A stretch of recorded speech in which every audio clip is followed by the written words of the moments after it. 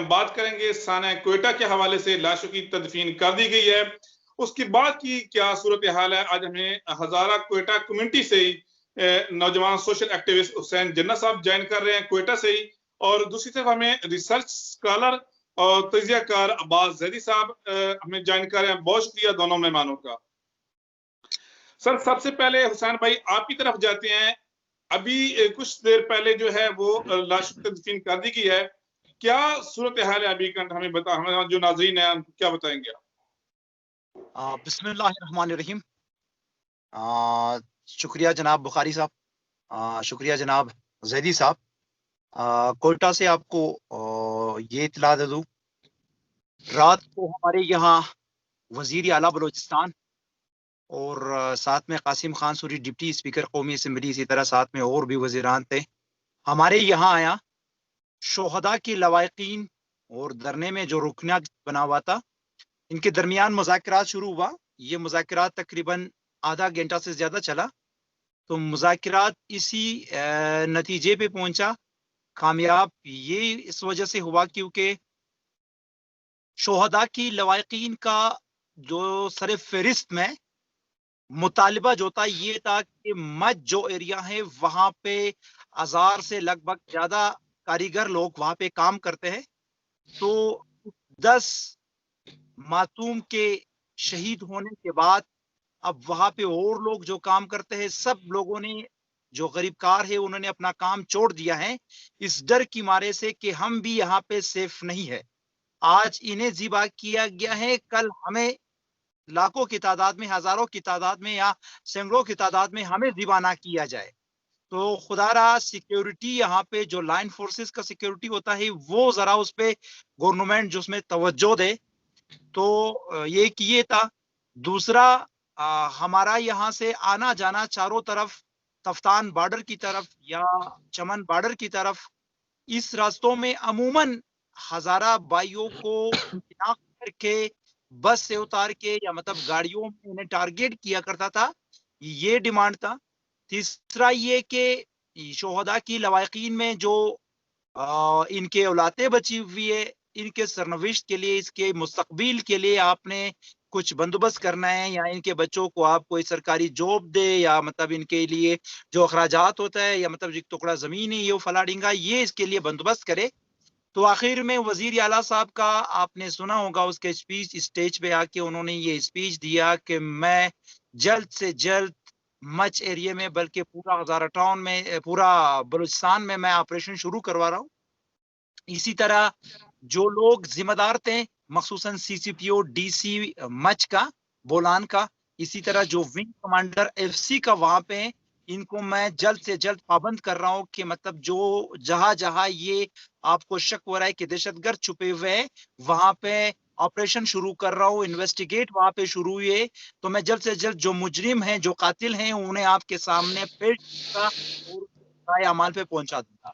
उसके बाद जो लवाकिन धरने पे बैठे हुए थे, को मुतमईन किया, इनको गले लगाया। तो ये लोग, इन लोगों को यही मतलब मुज़ाकरात कामयाबी में पहुंचा कि मतलब जल्द से जल्द वो दहशतगर्दों को पकड़ा जाए। फिर शोहदा की लवाकिन ने ये ऐलान किया कि हम अब धरना खत्म करने जा रहा है। तो धरना खत्म हुआ। कुछ लोगों को ऐलान की ये शिकायत भी था कि नहीं, गवर्नमेंट इससे पहले भी हमें ऐसे सारे बहुत सारे वादे किए हैं, अब तक नहीं निभाया है। तो इन्होंने कसम भी याद किया स्टेज पे, याद किया money 110% this time we will do something. अब जनाजे, अब जो शोहदा थे उसे दफने खाक किया गया। वली असर इमाम बारगाह ये हजारा टाउन ब्लॉक 1 में है, वहां पे फातिहा भी जारी है। कुछ ही देर में इमरान खान वजीर आजम। जी अच्छा हुसैन भाई, आगे चल के हम थोड़ा सा आपसे ये भी जिक्र करेंगे इस तमाम मामले में एक बड़ा इशू जो मीडिया पे भी, जो हमारे नेशनल मीडिया है उस पर चाया है। अब्दुल खालिक हजारा साहब की जो मीडिया के साथ टॉक है, एक तो सवाल से मैं आपसे पूछूंगा, और दूसरा सर हर दफा जो हजारा कबाइल इनको क्यों टारगेट किया जाता है। हम जरा आते हैं अब्बास जैदी साहब के अब्बास जैदी साहब से पूछेंगे कि कुछ दिन पहले एक इस्लामाबाद में हुआ वाकया, जो एक तालिब इल्म हुआ उसका कत्ल हुआ, फिर हमने देखा कि उसके बाद फिर ये जो हजारा का इशू है ये सामने आया। इसमें जो शेख रशीद से जो वजीर दाखिला हमारे हैं, उन्होंने बड़ी हैरत अंगेज, खासतौर पे जो कबीना की जो इजलास हुआ है मंगल वाले दिन, जो उसमें हमारे जो बाकी कुछ दोस्त उन्होंने हमें इस बात का कंफर्म किया कि वहां पे शेख रशीद साहब ने, जिस पे तमाम जो वज़रा मुशीरान हैं वो बड़े आग बगोला, उनकी स्टेटमेंट थी, वो स्टेटमेंट ये थी कि इस्लामाबाद और हजारा जैसे जो वाकयात खान साहब होते रहते हैं। अच्छा, ये तो मामला वहां तक गया। फिर हमने देखा जिस तरह जुल्फी बुखारी साहब क्वेटा गए, फिर वहां पे जो जिस तरह को उन्होंने कहा कि इतना जज्बात लोगों के, और उसमें इस तरह का कहना कि वजीर आजम के आने से क्या होगा, क्या फायदा होगा।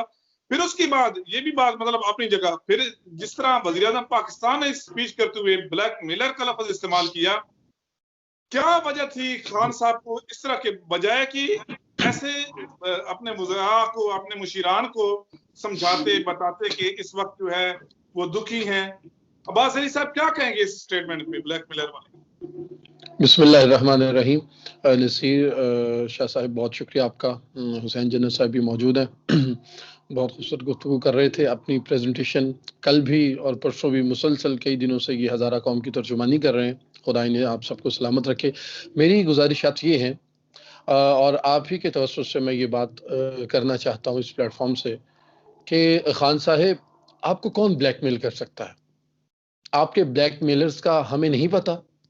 क्या हमारे सिक्योरिटी इदारों को, हमारे रियासती इदारों को नहीं पता कि आपको कौन ब्लैकमेल करता है? आप तो मलेशिया नहीं गए थे, तब हज़ारा ने ब्लैकमेल किया था। जवाब दें इस बात का कि हमारे खान साहब, हमारे सुल्तान इमरान खान साहब मलेशिया क्यों नहीं गए थे? कहाँ से ब्लैकमेल हुए थे? वो तो भला हो तुर्की के रजब तैयब का, जिसने चौराहे में भांडा फोड़ दिया और कहा कि जी वो इसराइल, अमेरिका और भारत के वफादार तरीन पालतू मुल्क ने इन्हें कहा था कि 40 लाख जो पाकिस्तानी मजदूर हैं वो मैं यहाँ से निकाल दूंगा। तो खान साहब, आपको जो ब्लैकमेल करते हैं उनका कभी आपने नाम तक नहीं लिया। जो ब्लैकमेलर हैं उनका नाम नहीं लेते, और जिनके घर में जनाजा उठाने के लिए मर्द नहीं बचा उन्हें आप ब्लैकमेलर कह रहे हैं। आपको शर्म आनी चाहिए, और हज़ारा कौम को से आपको माफी मांगनी चाहिए इस जुमले पे। पूरी पाकिस्तानी कौम से माफी मांगनी चाहिए, क्योंकि हज़ारा हज़ारवी बाद में है, पहले पाकिस्तानी है। आपने पाकिस्तानियों का दिल दुखाया है, हज़ारा कौम का दिल दुखाया है, मकतब तशय्यो का दिल दुखाया है। आपने किस किस एतबार से इस भयानक, बदतरीन, काबिल मुजम्मत और काबिल मुरम्मत जुमले से हमारे दिलों को छलनी किया है? आपको कौन ब्लैकमेल कर सकता है? ये आपने कभी नहीं बताया। कई 4 इस्लामी बड़े जो तरक्की पजीर ममालिक हैं, और उनमें से 1-2 तरक्की याफ्ता मुल्क हैं, उनका वो इकट्ठ था जिससे आप एशिया में एक बड़ी बहुत बड़ी मनसूबाबंदी कर सकते थे। आपके ब्लैकमेलर्स ने आपको वहां नहीं जाने दिया। और रही बात इनकी ब्लैकमेलिंग के मुतालिक, मैं कल भी एक प्रोग्राम में कह रहा था, नसीर भाई यहां भी कहूंगा कि खान साहब, आप जनाजों पे किस मुंह से जाएंगे? जिंदों को तो आपने पूछा नहीं, और मरे हुओं के चेहरे देखने के लिए यही मुंह लेके आप जाएंगे? आपका नजीबुल्ला जो फर्स्ट कजन था बकर में, आप तो उसके जनाजे पे नहीं गए। अब्दुल कादिर क्रिकेटर, आप उसके जनाजे पे नहीं गए। आप नईमुल हक के जनाजे पे, जो आपका मोहसिन है, देरीना साथी था और आपका एक जिम्मेदार शख्स था, आप उसके जनाजे पे नहीं गए। कहा जाता जी ये मिजाज है, भाड़ में जाए ऐसा मिजाज। आपके मनसब के तकाजे आपके मिजाज के मुतहम्मिल नहीं है। आपको अपने मनसब के तकाजों को पूरा करना है, आपको अपने मिजाज पे नहीं चलना। मिजाज पे बच्चा तब तक चलता है जब तक अपने आप से वो मुंसलिक रहता है। जब उस पे कौम की 24 करोड़ पाकिस्तान की आवाम की जिम्मेदारी उसके कंधों पे हो, तो फिर उसका मिजाज नहीं देखा जाएगा, उससे उसके मनसब पे रहने से, फायज होने से जो जिम्मेदारियां आयद होती हैं उनसे उनका तकाजा किया जाएगा। तो लिहाजा ब्लैकमेलर आपके पूरी दुनिया को पता है कौन है, ठीक है? और आप को सिक्योरिटी इदारों से सिक्योरिटी रिस्क था, सिक्योरिटी इदारों से खदशा था, उन्होंने रोका था। मैं आपसे अब सवाल करता हूँ, 6 दिन पहले, 1 हफ्ता पहले सिक्योरिटी इदारों को खतरात लग रहे थे हज़ारा में। ये 1 हफ्ते के बाद अचानक से इलाका क्लियर हो गया। वहां कोई ज़रब-ए-अज़्म कर दिया आपने जिन्नात भेजे, आपने वहां एफसी को भेजा, आपने रेंजर्स को भेजा, आपने आर्मी को भेजा, आपने आईएसआई को भेजा, हमने एमआई को भेजा, किसे भेजा, इलाका कैसे क्लियर किया? ये तमाम हमारे काबिले कद्र और काबिले इज्जत जो जिम्मेदार इदारे हैं, जो हमारे मुहाफिज हैं यकीनन, और हम दम बदम इनके साथ हैं। लेकिन मेरा इनसे सवाल है, हम अक्ल रखते हैं, हम जुबान रखते हैं, हम दिमाग रखते हैं, हम देखते हैं, सोचते हैं, मुशाहिदा करते हैं, तज्जिया करते हैं। हमारा सवाल यह है कि एक हफ्ता पहले सिक्योरिटी इश्यूज थे, एक हफ्ते के बाद, एक हफ्ते के बाद, 7-8 दिन के बाद कौन सा ऐसा वहां ऑपरेशन किया गया कि आपको सिक्योरिटी क्लियर कर दी गई? इंटरेस्टिंग स्टेटमेंट रात को सामने आई है जो वजीर इत्तलात हैं शिबली फराज साहब, उन्होंने बोला है जी, अंदाजा करें कि झूठ पे झूठ, अंदाजा करें कि जो लीडर आयत पढ़ के तकरीर करता है, मैं इमरान खान साहब की बात कर रहा हूँ। अच्छा, उनकी जो वजीर इत्तलात है वो रात को उन्होंने कहा जी, जो खान साहब ने स्पीच की थी उसमें जो लफ्ज ब्लैकमेलर है वो उन्होंने अपोजिशन के लिए लगाया। इस पे आप क्या कहेंगे? अल्लाह अकबर। मैं इसे एक फारसी कहावत है, एक वहां का मकूला है कि उज़्र गुनाह बदतर अज गुनाह, गुनाह का उज़्र पेश करना ये गुनाह से करने से भी बदतर फेल है। आपको, आपने कहा कि वहां, अच्छा वहां अपोजिशन की कहां बात आ गई? बात जनाजों की हो रही थी। 2 बयानात हैं। मैं शिबली फराज साहब को जवाब दूंगा कि मोहतरम, आप एक अदीब के, एक मुफक्किर के बेटे हैं, आप इनका नमक खाते हुए अपने बाप का नाम तो बदनाम ना करें। आप एक बड़े ओहदे पे फाइज हैं, आपको ये जेब नहीं देता इस तरह का अचार बना देना तकरीर का कि वहां की बात वहां जोड़ दी। बात हो रही थी कि तदफीन करेंगे तो क्वेटा आऊंगा। फिर बात इससे जुड़ती यूं है कि किसी भी मुल्क के वजीर आजम को इस तरह ब्लैकमेल नहीं किया जा सकता। आप, और फिर बाद में उन्होंने बात की अलग से एक बात, खान साहब की तकरीर है पूरी, सुल्तान इमरान खान की पूरी तकरीर जो है उसका एक ये जुमला है कि जिस तरह पिछले 2.5 साल से मुझे अपोजिशन ब्लैकमेल कर रही है, उन्होंने अपनी हजारा के मजलूमों को ब्लैकमेलर कहने के बाद उन्होंने एग्जाम्पल के तौर पे, मिसाल के तौर पे, दूसरी बात के तौर पे, उसमें इजाफे के तौर पे जिमनन बात की अपोजिशन की ब्लैकमेलिंग की। लेकिन बाद में उस सुल्तान के जो वज़रा हैं, जो इब्राहिम पाशा जैसे हैं, वो उठ के अंधी तकलीद में इस तरह के जुमले बोलना शुरू कर देंगे। और जो शेख रशीद साहब ने आपने बात की, ठीक है शेख साहब, हादसात होते रहते हैं, कत्ल गारत होती रहती है, हम मानते हैं, कदम कदम पे पाकिस्तान में होती है। मेरा सवाल आपसे ये है, अच्छा एक और बात, भाई फोर्सेस के जवान भी तो शहीद हुए थे, नसीर भाई इसका जवाब लें जी। फोर्सेस के भी तो एक हफ्ता 10 दिन पहले चंद किलोमीटर के, 1 किलोमीटर के फासले पे वहां कुछ जवान शहीद हुए थे। हम उनकी शहादत पे भी अफसोस करते हैं। हाँ, आप उनके खून के मुद्दई तो बने, आप उनकी खबर तो बताएं, उनके लाहिकीन को तो सामने लाएं। अगर उनके लाहिकीन को इंसाफ ना मिले तो हम साथ हैं। लेकिन एक बात है कि आपको अवाम में और जो जान फिदा करने वाले हमारे सिक्योरिटी इदारे हैं उनमें फर्क रखना होगा। जो बॉर्डर पे बैठे हुए हैं वो तो जान हथेली पे लेके बैठे हुए हैं इसलिए कि अंदर वाले महफूज रहें। अब अंदर वाला मारा जाए और ना हक मारा जाए और बॉर्डर वाला भी मारा जाए तो फिर सवाल किससे होगा कि बॉर्डर वाले भी मारे जा रहे हैं, अंदर वाले जिनकी खातिर बॉर्डर वाले बैठे हैं वो भी मारे जा रहे हैं, तो आप दोनों का तकाबुल करना शुरू कर देंगे कि ये एक जैसे हैं।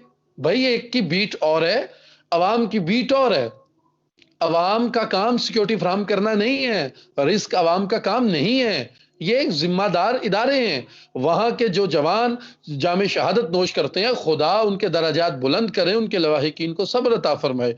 हम खुद उनके साथ हैं। लेकिन अगर आप सिक्योरिटी इदारों को, रियासत के जो मुहाफिज हैं, जो बॉर्डर पे बैठे हैं, उनको उठा के आप अवाम के साथ तकाबुल करना शुरू कर देंगे तो हुजूर फिर बेहतर ये है कि आप अवाम को भी बॉर्डर पे बिठा दें और सिक्योरिटी इदारों के जो अफराद हैं उन्हें भी बॉर्डर पे बिठा दें और खाली खत्ते की मकानात की हिफाजत करें। फिर दोनों को एक जैसा आप काउंट करें। जिसने इन दोनों का तकाबुल किया है उस बंदे ने बहुत बड़ी जहालत का इजहार किया है और बहुत बड़ी हमाकत का ऐलान किया है ये जुमला बोल के। और शेख रशीद साहब, धमाके होते रहते हैं। बात यह है कि पिछले 2 अशरों से, 20 साल से हजारा में ही क्यों होते हैं। फिर एक और बात, हमारा शेख रशीद साहब बात सुनिए, हमारा इससे नहीं इख्तिलाफ के धमाके नहीं होते, कत्ल नहीं होते, करते हैं, कुछ अपने करते हैं, कुछ बेगाने करते हैं, जैसे भी होते हैं कत्ल होते रहते हैं, हम इनकार नहीं करते। हमारा आपसे ये मुतालबा और सवाल ये है कि जिस एफसी के सख्त और कड़े और बदतरीन, जैसे कश्मीर पे कर्फ्यू नाफिज है, इस तरह हजारा की मजलूम और लाचार अवाम पे एफसी का इतना कड़ा पहरा है कि हुसैन जनरल साहब मेरी तायद करेंगे, मेरे कल के प्रोग्राम में ये नसीर भाई बता रहे थे कि अगर मिठाई का एक डिब्बा भी लेके आए तो एक एक दाना चेक किया जाता है। इतने सख्त पहरे में जब 2012-13 में बारूद के ट्रक आएंगे और एक एक साल में 2-2 मरतबा आएंगे और उसके बाद इस तरह से उन्हें ज़िबा कर दिया जाएगा, तो फिर हम इस जुल्म पे एहतजाज करेंगे। मिसाल के तौर पर यहां समझाने के लिए एक मिसाल दे रहा हूं। मुझसे एक दोस्त ने सवाल किया, नसीर भाई बड़े प्यारे सवाल का जवाब देना चाहता हूं। यहां एक दोस्त ने सवाल किया, भाई और भी तो लोग बड़ी मजलूमी से मारे जाते हैं, हुसैन ही क्यों? और भी तो बड़े बड़े जुल्म होते हैं, लोगों के गले काटे जाते हैं, प्यासे मरते हैं, उन पे एहतजाज क्यों नहीं? ओहद के शोहदा मरे, उन पे एहतजाज क्यों नहीं? मैं हजारा से रिलेट करके जवाब दूंगा, इंशाल्लाह तसल्ली कराऊंगा इन नालायकों की। इन्हें आता जाता होता कुछ नहीं, और ये दानिश्वर नहीं, ये दानिशोर होते हैं जिनका काम सिर्फ शोर डालना होता है। दानिश्वर हो तो ये बात ना करें जी।